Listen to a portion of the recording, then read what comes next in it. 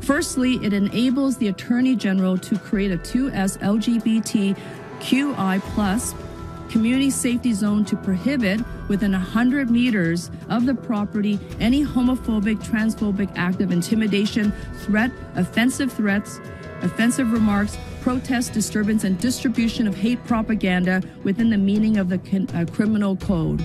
It also comes with it a penalty of $25,000 if prosecuted successfully. Telegram has been described as the app of choice for extremists. And Mr. Speaker, if you can believe it, if the House can believe it, as we were paying tribute to Sir David on Monday, Telegram users could access videos of murders and violent threats against politicians, the LGBT community, women and Jews, as we were paying our respects.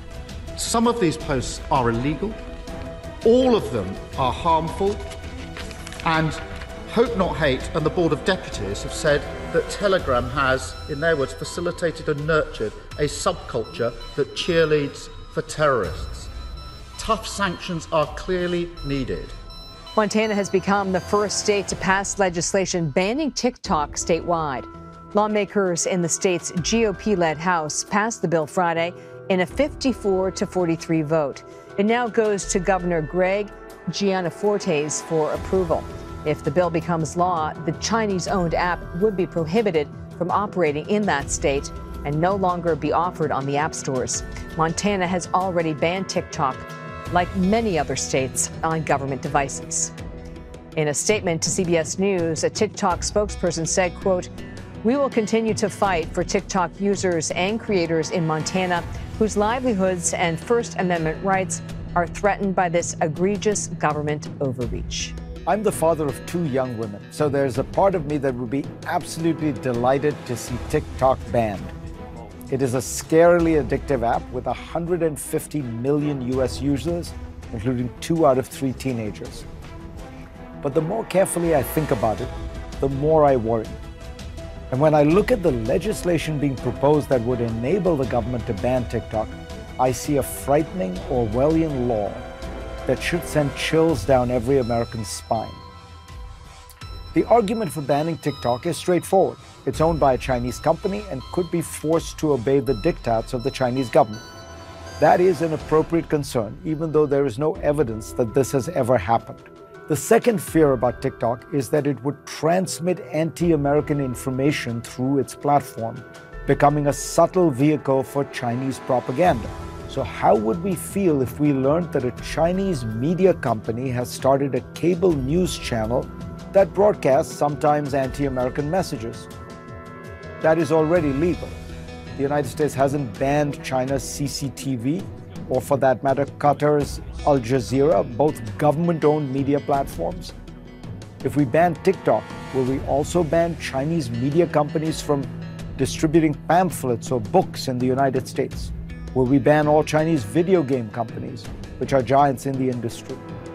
The premise of an open society is that people should be free to consume what information they want, and that we are stronger for it.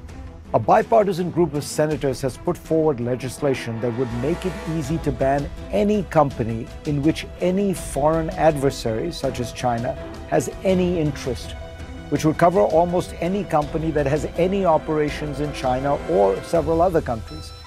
This law would give virtually unlimited powers to the administration to prevent or punish any company that has tech or information products or services that, in the administration's view, pose an undue or unacceptable risk to the national security of the U.S. or the safety of U.S. persons.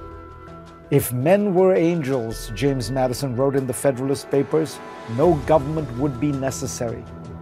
It does not take a particularly skeptical view of government to be terrified by the idea of giving it that much power. We're living in times when state governments are already banning books by the hundreds, when speech is considered a weapon, and when politicians openly talk about shutting down dangerous ideas. But look at where we are today. We've embarked on central economic planning with massive subsidies to industry, and now we're proposing draconian restrictions on the free flow of information. It seems that we are becoming more like the Chinese every day. And I beheld another beast coming up out of the earth, And he had 2 horns like a lamb, and he spake as a dragon, and he exerciseth all the power of the first beast before him. The former president will not return, or that his political movement, which is still very strong, will not once again take power in the United States. Well, we just have to demonstrate that he will not take power by, if he does run, making sure he, under legitimate efforts of our Constitution, does not become the next president again.